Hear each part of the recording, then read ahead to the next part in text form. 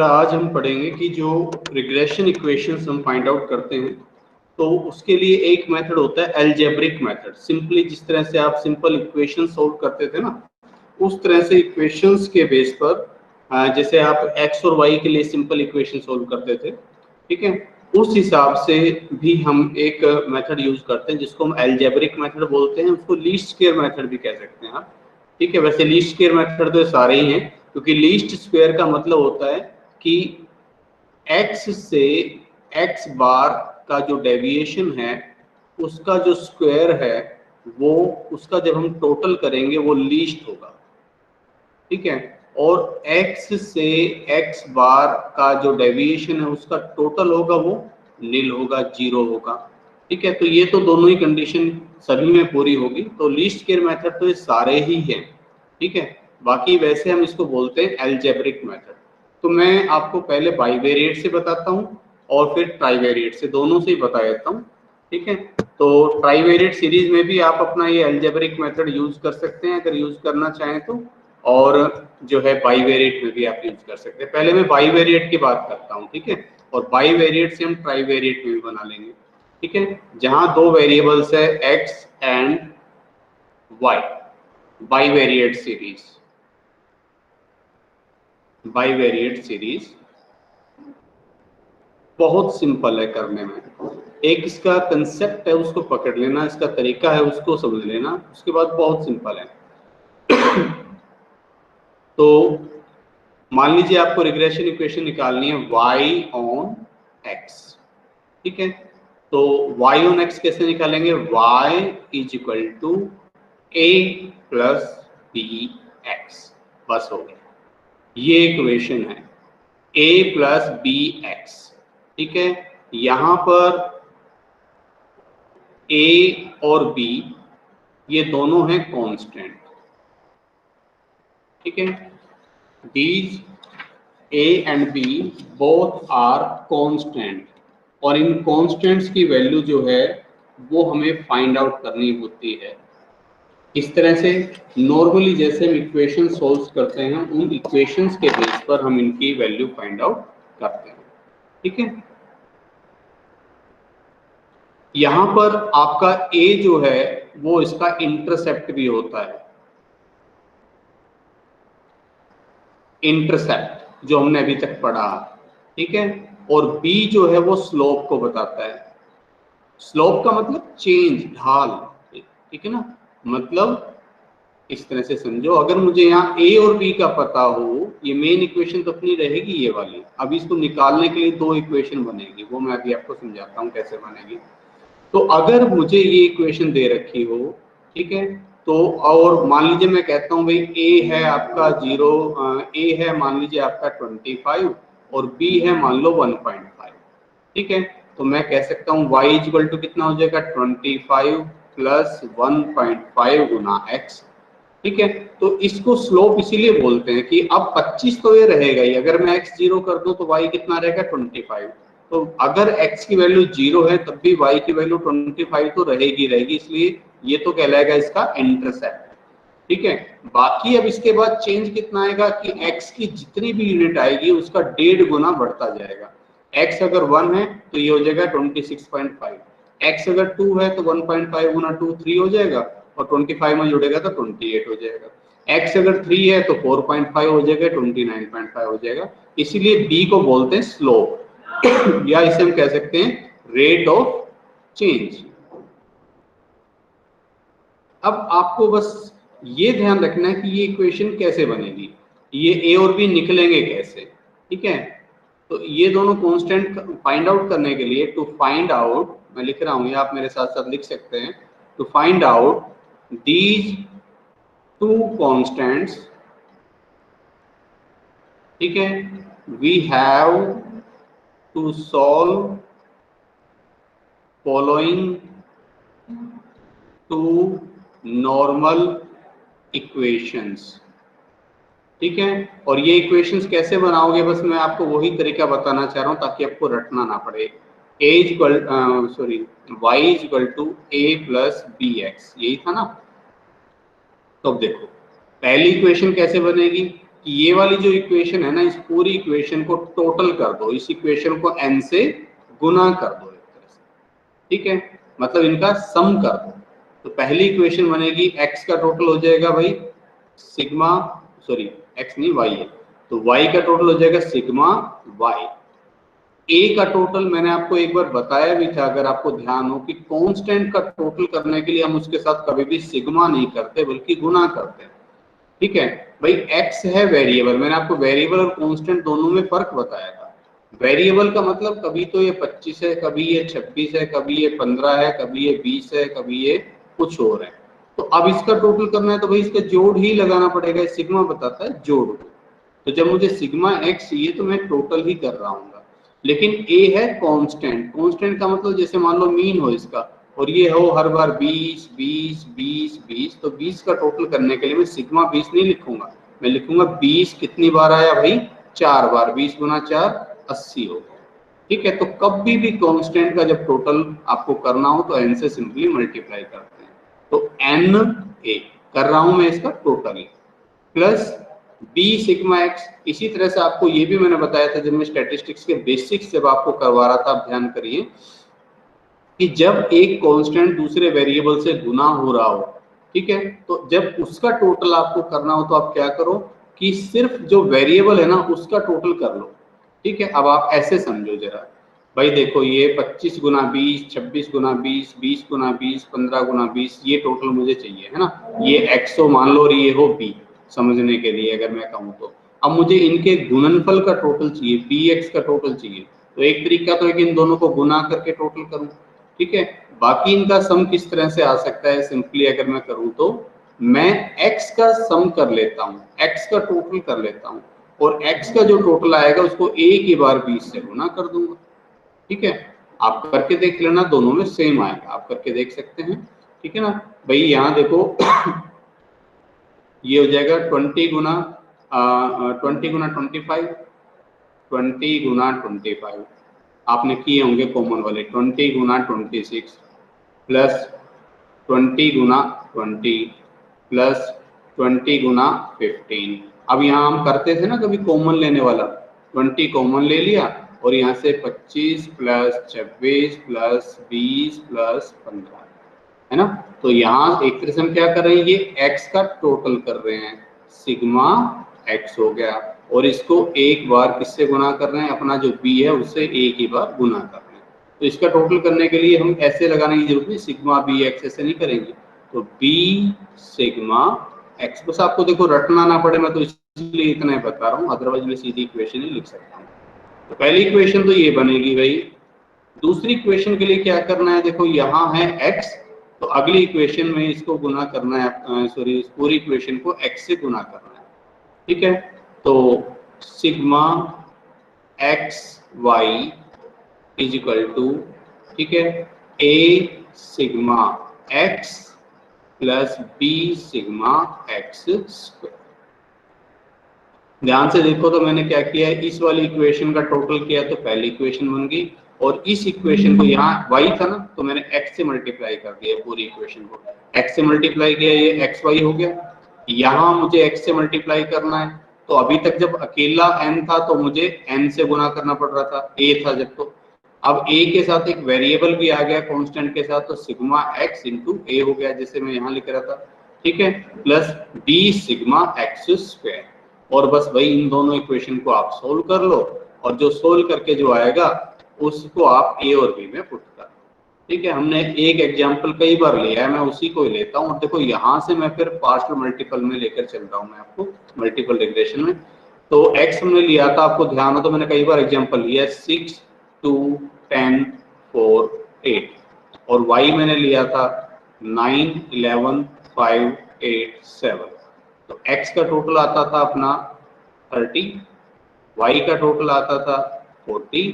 अब सिंपली बस आप करो भाई x का स्क्वायर y का स्क्वायर, डेविएशन का कोई चक्कर नहीं है यहाँ, x y, तो x का स्क्वायर हो जाएगा 36 4 100 16 और 64, 36 और 4 40, 140, 140 में ये जोड़ दिया आपने, तो सिग्मा x स्क्वायर हो गया भाई 220। ठीक है। सिग्मा वाई स्क्वायर हो जाएगा 81, 121, 25, 64 और 49। ये टोटल कर लो भाई, 9 और 4 13, 5 18, 19 और 1 20 हो जाएगा। 8 2 10, 2 12 और 6 18 और 4 22 और 2 24, 2 और 1 3। ठीक है। कैलकुलेशन आप देख लेना, कहीं कुछ मिस्टेक हो तो मेरा अब इस समय फोकस कैलकुलेशन पर ना होकर मेथड पर है, क्योंकि मैं टाइम बचाना चाह रहा हूँ। आपको जो मल्टीपल रिग्रेशन है ना, वो भी इसी तरीके से ड्राइव करना सिखाना चाह रहा हूँ। तो 9 6 या 54 हो जाएगा, 22 50, ठीक है, 32 और 56, और ये टोटल आप कर लीजिए। आई थिंक 214 आ रहा है। 4 2 8, 2 10 और 4 14, 5 3 8, 5 13, तो 15 और 5 20 और 1 21। ठीक है, बिल्कुल सिग्मा एक्स वाई। और अब मैं क्या कह रहा हूँ, ये जो आपने दो इक्वेशन बनाई है ना, यहाँ पुट कर दो सिग्मा वाई। सिग्मा वाई कितना है भाई, ये है सिग्मा एक्स वाई। तो भाई इक्वेशन में पुट कर रहा हूँ इस वाली में, सिग्मा वाई यानी कि 40 equal to n a. N कितना है, 1 2 3 4 5, 5 a plus b sigma x. Sigma x कितना है भाई, 30, तो 30 डी। ये एक इक्वेशन बन गई। इसको ऐसे लिख लो, पूरी को 5 से डिवाइड करके लिख सकते हो, a plus 6b equal to 8। ये एक इक्वेशन बन गई। दूसरी इक्वेशन इसमें पुट करो, सिग्मा एक्स वाई यानी कि 214, ठीक है, equal to a sigma x है अपना 30 a plus b sigma x square यानी कि 220 बी। ठीक है, और ये हो जाएगा 30 a plus 220 B equal to 214, और ये हो जाएगा 2। ठीक है भाई। और अब आई होप आप ए और बी के लिए आपको सोल्व करना आता होगा अच्छे से। 6b इज इक्वल टू 8, और अब आप क्या कर लेंगे, इक्वेशन 1 को 5 से मल्टीप्लाई कर लेना, 2 में से 1 घटा देना जैसे करते थे, तो a की वैल्यू आ जाएगी, उसको पुट करके b की वैल्यू निकाल लेना, और a और b की वैल्यू को आप यहाँ पुट कर देंगे भाई। ये बेस है आपका, यहाँ नहीं, इस वाले में, इस इक्वेशन में पुट कर देंगे, तो y is equal to A plus B x, ये आपकी इक्वेशन बन जाएगी। ठीक है। और अगर अब आपको ये समझ में आ गया है, तो मल्टीपल भी इसका बेस भी यही है। मैंने अभी तक आपको ये करवाया भी इसलिए नहीं था, बाई वेरिएट पूरा खत्म करवा दिया कि भाई जब मल्टी वेरिएट में हम पढ़ेंगे, ट्राई वेरिएट में जब हम पढ़ेंगे, मल्टीपल रिग्रेशन को जब हम पढ़ेंगे, तो तब वहां इसको करवाएंगे, ताकि इसी के बेस पर आप अगला ड्राइव कर सकें। ठीक है। तो मल्टीपल रिग्रेशन इक्वेशन वो भी इसी से बनाते हैं। ठीक है, आपके सामने यहाँ मैं बाई वेरिएट वाला रखता हूँ ताकि आपको ध्यान रहे। तो मैं यहाँ बना रहा हूँ y is equal to A plus B x, ये इक्वेशन थी ना। यहाँ क्या बनेगा, यहाँ हम लिखते हैं x1 x2 x3, इस तरह से लिखते हैं। ठीक, तो मल्टीपल रिग्रेशन इक्वेशन में x1 होता था हमारा डिपेंडेंट वेरिएबल, ठीक है, और ये बाकी दोनों होते थे हमारे इंडिपेंडेंट वेरिएबल। डिपेंडेंट वेरिएबल यहाँ, जैसे यहाँ y लिखा हुआ है, और इंडिपेंडेंट वेरिएबल यहाँ जैसे कि यहाँ x लिखा हुआ है, तो होता ही एक था। यहाँ अपना बनेगा a प्लस b, ठीक है। अब b, अब यहाँ y नहीं है अपना, x y नहीं है, तो यहाँ लिखेंगे b x2, ठीक है, और प्लस c x3, ठीक है, a plus b x2 plus c x3। ठीक है भाई। अब यहाँ देखो आप, जो आपका, अभी पहले मैं इसको क्लियर कर दूं। अब यहाँ इस इक्वेशन को बनाने के लिए आपको क्या करना होता था, आप इस तरह से इनका टोटल करते थे, है ना। अगली वाले मैंने क्या बताया था, इसका सम कर दो। और यहाँ अब ये ट्राइवेरिएट सीरीज है, तो इसमें अपने ए बी सी तीन कांस्टेंट आएंगे, a b c are constant. ठीक है, बुक में जैसे करवाया हुआ है उसको फॉलो मत करना, जो मैं करवा रहा हूँ वो कर लो। ठीक है, उससे आपको ज्यादा आसानी से समझ में आएगा। अब यहाँ देखो, यहाँ हम क्या कर रहे थे, इसको टोटल करते थे ना, तो sigma y is equal to a, अब कॉन्स्टेंट है अकेला तो हम करते थे n a plus b sigma x.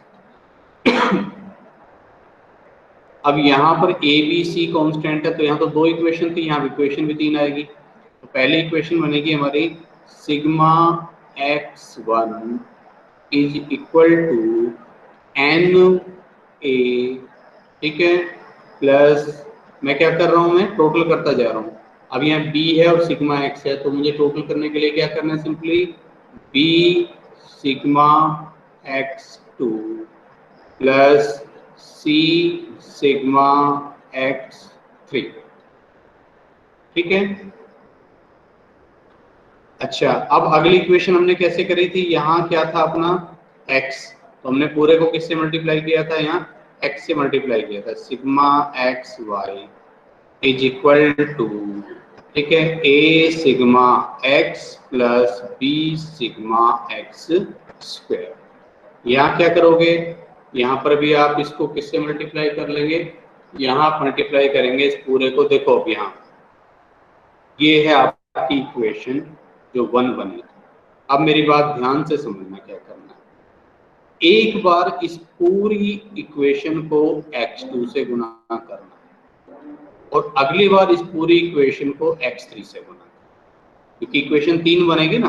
तो अब यहाँ देखो, पहली बार मैं इसको गुना कर रहा हूँ x2 से, तो sigma x1 x2 equal to, अब यहाँ देखो n a, अब कांस्टेंट के साथ में वेरिएबल ला रहा हूँ, तो यहाँ n को तो लिखने की जरूरत नहीं है, तो a sigma x2 plus b sigma x2, फिर से x2 से गुना हो गया तो x2 स्क्वायर, ठीक है, प्लस c सिग्मा x2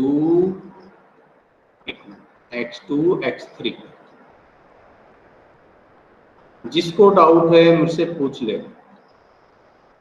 अब अगली बार मैं क्या कह रहा हूँ, मैंने कहा था कि जो देखो इक्वेशन 1 तो कैसे आ रही, सिंपली उसका टोटल करके।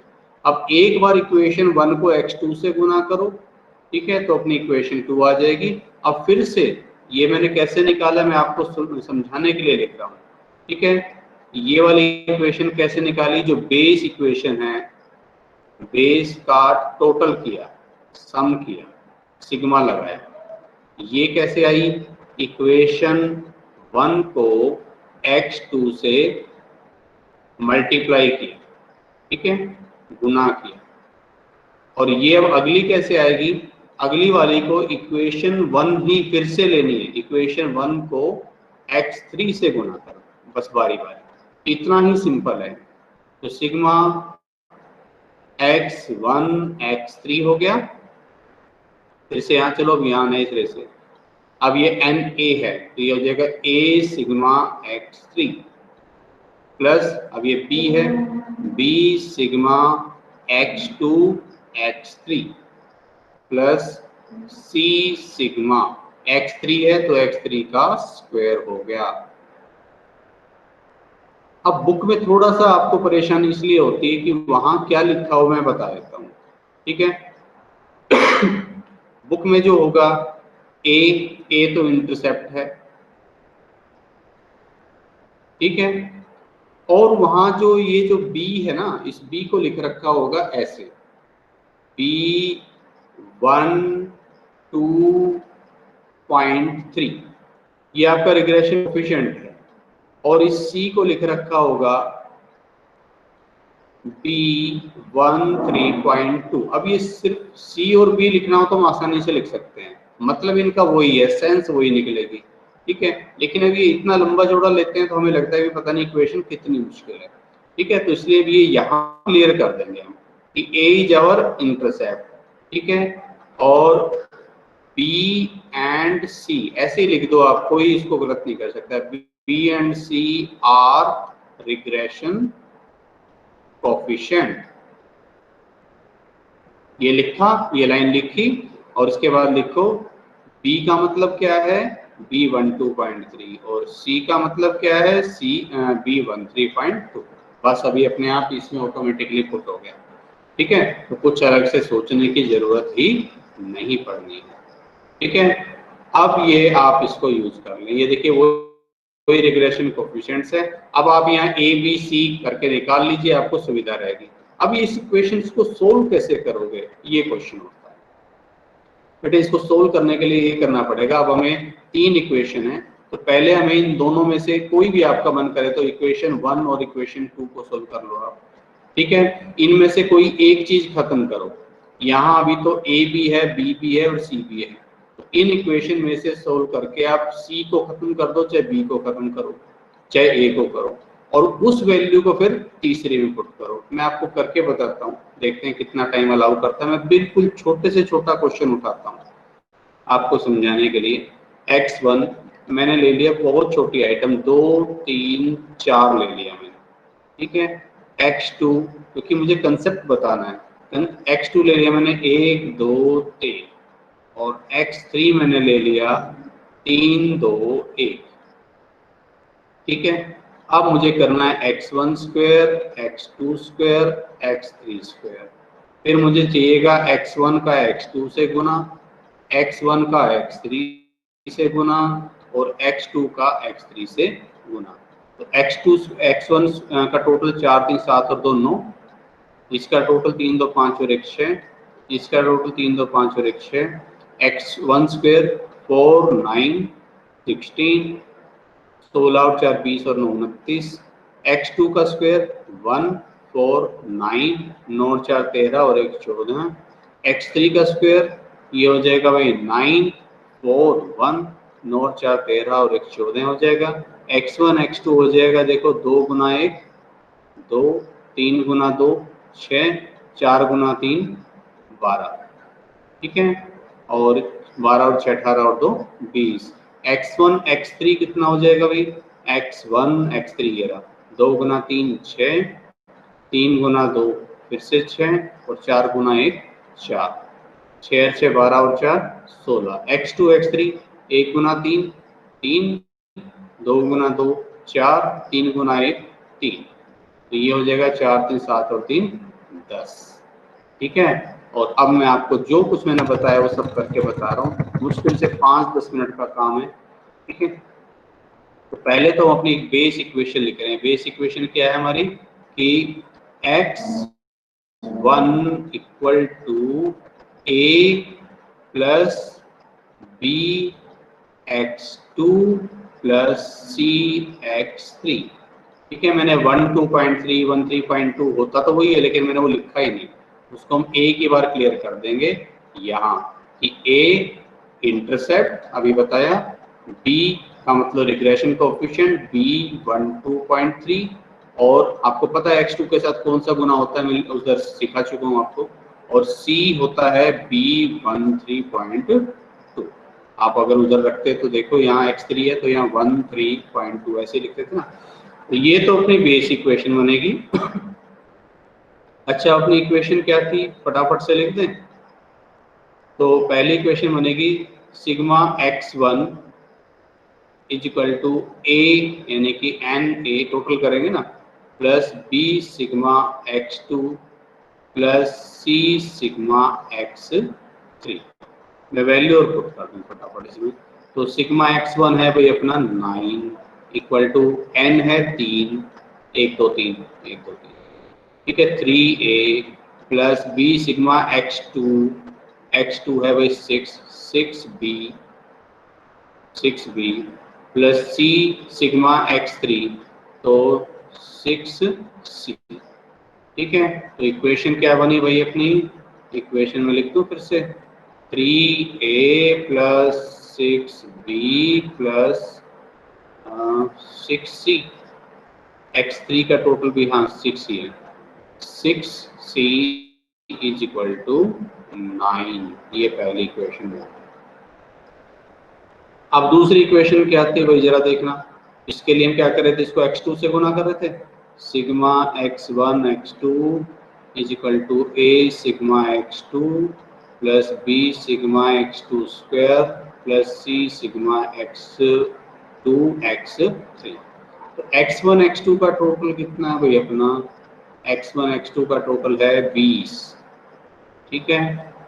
20 is equal to a sigma x2 का टोटल था 6a plus b sigma x2 का स्क्वायर, x2 स्क्वायर आ रहा है अपना 14b plus c sigma x2 कितना है अपना 16 है ना, कुछ हो रहा है, x2 x3 10c। तो इक्वेशन बनी अपनी भाई 6a plus 14b plus 10c is equal to 20। ये दूसरी इक्वेशन, ठीक है। तीसरी इक्वेशन के लिए क्या करना है? तीसरी पर आता हूं मैं, चलो कर ही लेते हैं लगे। तीसरी के लिए फिर से क्या करना है? अपनी ये जो बेस इक्वेशन थी, सॉरी जो अपनी इक्वेशन 1 थी ये वाली, इसको आप किससे गुना कर देंगे? x3 से। तो ये इसको करो गुना, sigma x1 x3 is equal to a sigma x3 plus b sigma x2 x3 plus c sigma x3 का स्क्वायर हो जाएगा। तो x1 x3 कितना है? 16 है, 16। a सिग्मा x3 ये 6 है, 6a। b sigma x2 x3 हमने अभी लिखा था ना, ये रहा 10b plus c sigma x3 square कितना है? x3 स्क्वायर है 14c। इक्वेशन बनी हमारी 6a plus 10b plus 14c is equal to 60। ये तीन इक्वेशन बन गई। अब पहले एक इक्वेशन को भूल जाओ और कोई दो उठा लो, ठीक है, और उनमें से किसी एक चीज को खत्म कर दो। अभी तो a भी है, b भी है, c भी है, उनको दो इक्वेशन a और b में बना दो मतलब। तो मैं अब ले रहा हूँ पहले इक्वेशन 2 और 3 को सोल्व कर रहा हूँ, क्योंकि मुझे पता है यहाँ से a बिल्कुल सीधा खत्म हो जाएगा, ठीक है। देखो इसका प्रोसेस समझो, वैसे तो आपने करी हुई होगी मैथमेटिक्स में ये सब चीजें, लेकिन चलो मैं दोबारा से बता रहा हूँ नए सिरे से आपको, ठीक है। इक्वेशन 2 एंड 3 को सोल्व करो। तो मैंने क्या किया, इक्वेशन 2 में से इक्वेशन 3 को सीधा ही घटा दिया। तो 6a plus 14b plus 10c is equal to 20 और 6a plus 10b plus 14c is equal to 16। सीधे घटा देता हूँ, ये तो पहले बराबर है, माइनस माइनस माइनस माइनस, ये कैंसिल हो गया। इक्वेशन बनी है अपने पास, अभी b और c की वैल्यू नहीं आएगी। 4b minus 4c is equal to 4, ठीक है। ये एक इक्वेशन बन गई हमारे पास, 4b minus 4c is equal to 4। ये इक्वेशन 1 2 3 थी, इसको चौथी इक्वेशन बोल सकते हैं, इक्वेशन नंबर 4। चाहो तो और छोटा कर लो, b minus c is equal to 1 कर लो। अब क्या करो, अभी तो आपने इन दोनों इक्वेशन को लिया था, अब इक्वेशन 1 को अभी अब आपने नहीं छेड़ा, तो इक्वेशन 1 को ले लो और इन दोनों में से जो भी आपका मन करे कोई एक उठा लो, एनी वन। तो मैं अब इक्वेशन 1 और 2 को सोल्व कर लेता हूँ, ठीक है। तो इक्वेशन 1 एंड 2, 1 और 2 को सोल्व करो। कैसे करें भाई? इक्वेशन 1 को 2 से गुना कर रहा हूँ, ठीक है, ताकि ये a खत्म हो जाए। इक्वेशन 1 को 2 से गुना कर रहा हूँ मैं इसको, ठीक है, और इसमें से इक्वेशन 2 घटा। तो इक्वेशन 2 को मल्टीप्लाई किया 2 से, सॉरी इक्वेशन 1 को मल्टीप्लाई किया 2 से और माइनस इसमें से कर दिया इक्वेशन नंबर 2 इम्प्लाइज। कितना आ रहा है भाई जरा देखो, मैं 2 से गुना कर रहा हूँ, 3669, 3669। तो 3 को मल्टीप्लाई किया तो हो जाएगा 6a प्लस 12b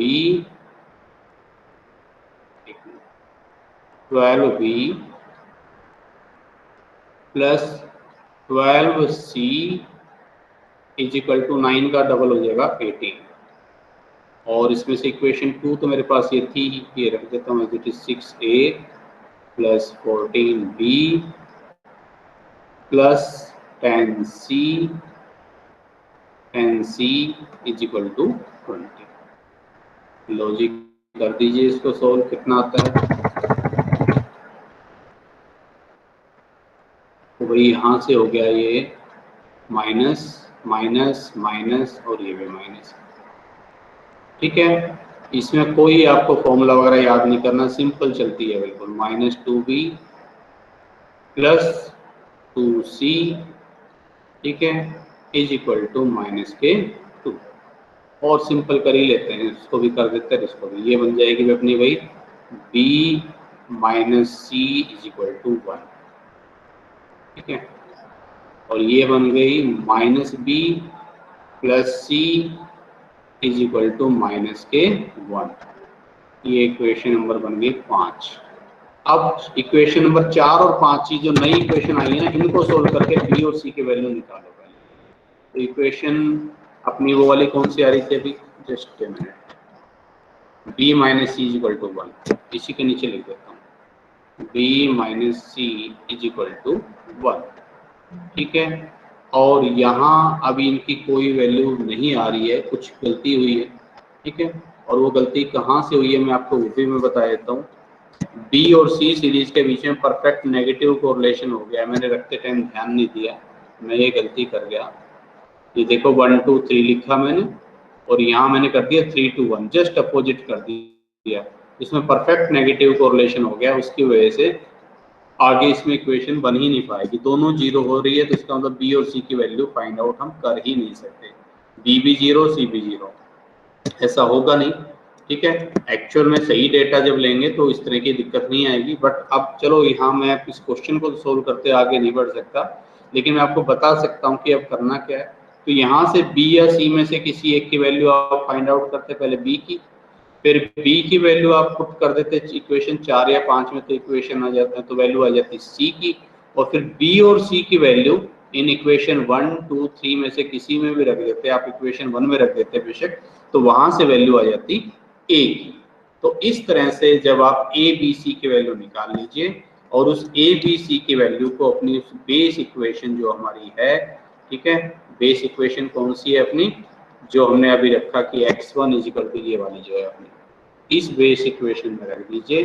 तो x1 is equal to a की जगह a की वैल्यू प्लस b की जगह b की वैल्यू, x2 प्लस c की जगह c की जो वैल्यू आएगी वो, और x3। इस तरह से आप multiple regression equation find out कर सकते हैं यूजिंग अलजेब्रिक मेथड आल्सो। और यहाँ आपको कोई ज्यादा लंबा चौड़ा फॉर्मूला नहीं करना पड़ता, बहुत आसान है, ठीक है। अब आप इसकी प्रैक्टिस जरूर कर लीजिए, प्रैक्टिस करोगे तो बड़ी आसानी से हो जाएगा।